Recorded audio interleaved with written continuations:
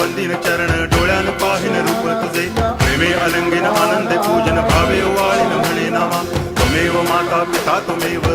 बंधुश्च सखा त्वमेव विद्या तरुणं त्वमेव सर्वं मम देव कायेन वाचा मनसेन्द्रियैर्वा बुद्ध्यात्मना वा प्रकृति स्वभावा करोमि यद्यत् सकलं परस्मै नारायणाय समर्पयामि अच्युतं केशवं रामनारायणं कृष्णदामोदरं वासुदेवं हरि गिरिधरं माधवं गोपिकावल्लभं जानकीनायकं रामचन्द्रं भजे हरे